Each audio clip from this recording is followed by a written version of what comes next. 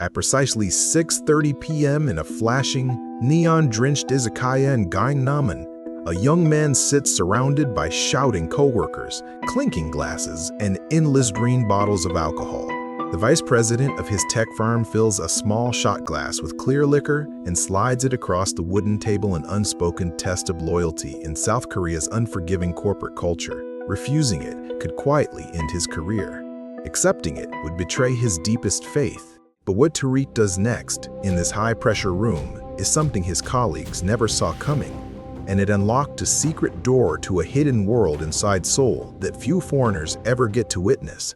Welcome to Seoul, a hyper-modern metropolis powered by ultra-fast internet, endless workdays, and a culture steeped in deep-rooted social conformity.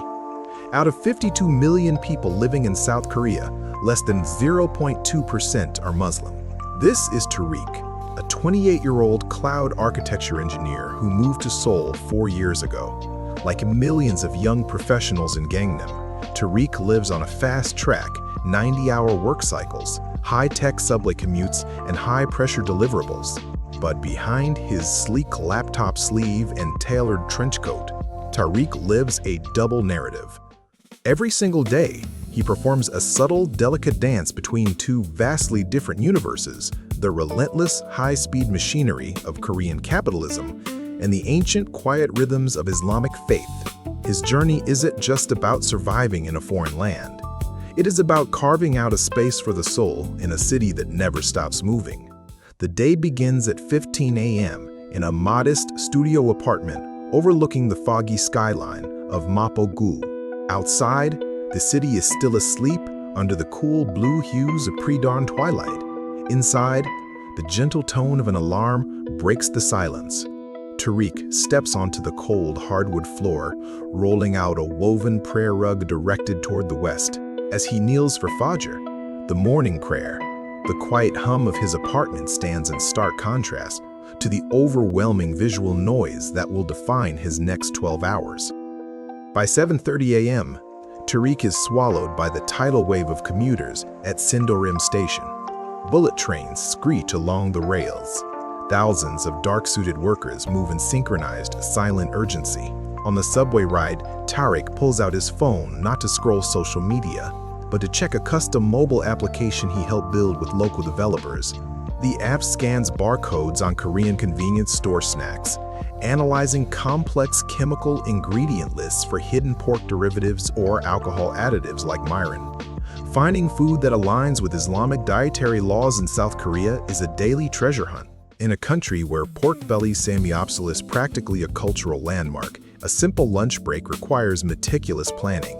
By noon, Tariq heads to a small, unassuming alleyway in Itaewon, Seoul's multicultural hub. Here, tucked between trendy coffee shops and cosmetics boutiques, lies a quiet culinary revolution: kimchi halal fusion. Inside a brightly lit kitchen, a chef named Park Chae-won, a native Korean Muslim, tosses sizzling pan-fried noodles. Yeouido spent years perfecting a recipe for halal bulgogi, an alcohol-free kimchi, using traditional fermented pears instead of rice wine. The rich aroma of toasted sesame oil, garlic, and scallions fills the air. When I converted, Chef Jae-won explains, while skillfully plating a dish, my family thought I would have to give up being Korean. But food is heritage. By creating halal kimchi, I showed them that keeping my faith doesn't mean deleting my roots. For Tariq and hundreds of international and local Muslims, places like this are sanctuaries. It is not just about sustenance, it is about feeling understood.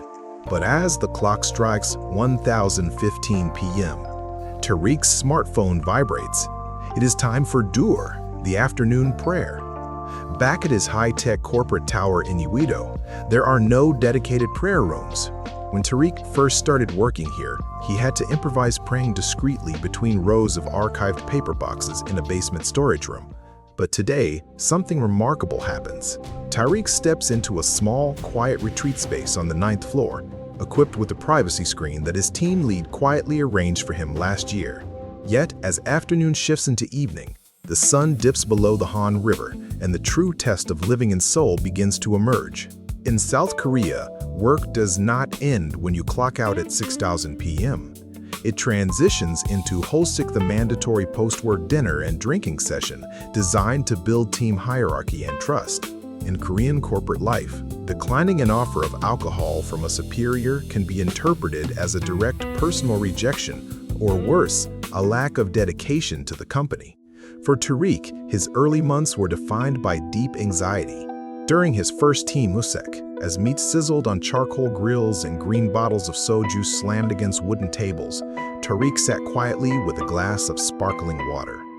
The room grew tense. His manager stared at the untouched shot glass, confused by this breach of unspoken social code. In a culture built on absolute collectivism, standing out is uncomfortable. Misunderstandings are rarely rooted in malice, but rather in a lack of exposure. Most South Koreans have never met a Muslim in person. Misconceptions fueled by Western media sensationalism sometimes linger beneath the surface, creating subtle barriers. Tariq recalls moments on the subway when elderly passengers would look suspiciously at his colleague wearing a hijab, or subtle double takes when he asked restaurant staff detailed questions about broth ingredients. The challenge is not open hostility. It is the quiet friction of existing in a society with zero context for your way of life.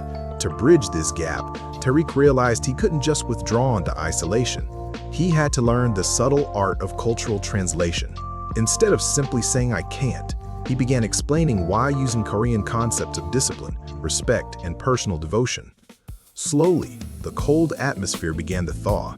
His manager began ordering grilled seafood alongside pork belly and replaced shot glasses with canned green tea during team toasts. In Korea, once people understand that your boundary comes from conviction rather than disrespect, their curiosity replaces their judgment, Tariq reflects.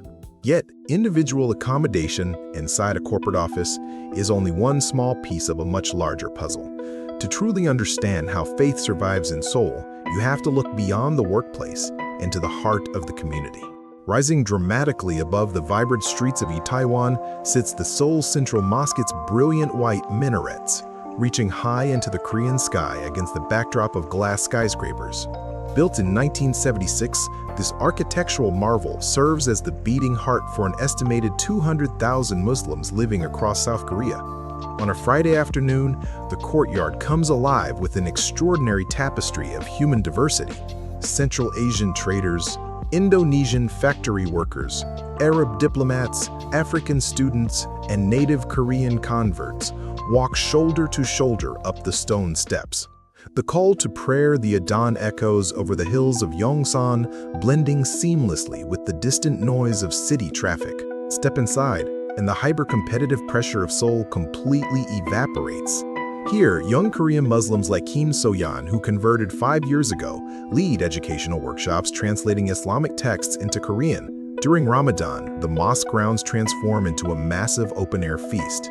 Thousands of people break their fast together under glowing lanterns, sharing dishes from Jakarta, Tashkent, Cairo, and Busan. For foreign workers thousands of miles from home, and for native Koreans navigating the quiet loneliness of being a minority in their own homeland, this community is an anchor. It proves that faith is not bound by geography or bloodline. It is a living, breathing network of shared humanity.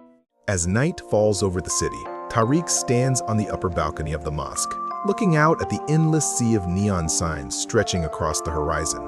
Living as a Muslim in South Korea is not a story of total compromise, nor is it a story of constant struggle. It is a story of quiet resilience, adaptation, and unexpected connection. In a world that often demands people choose between preserving their identity or fitting into modern society, young Muslims in Seoul are proving that you can do both. They are crafting a unique identity, one that respects the rich traditions of Korean culture while holding firmly to the spiritual values of Islam. They have turned dietary restrictions into culinary innovation with kimchi halal. They have turned corporate awkwardness into opportunities for cross-cultural dialogue. And in doing so, they are subtly expanding what it means to be part of a globalized South Korea. As Tariq walks down the illuminated steps of the mosque back into the bustling streets of Itaewon, the city continues its endless pulse. Trains rush past, neon lights flicker, and millions of lives hurry toward tomorrow. But in the middle of it all, Tariq walks with purpose grounded in his faith. at home in Seoul, and ready for whatever the future holds.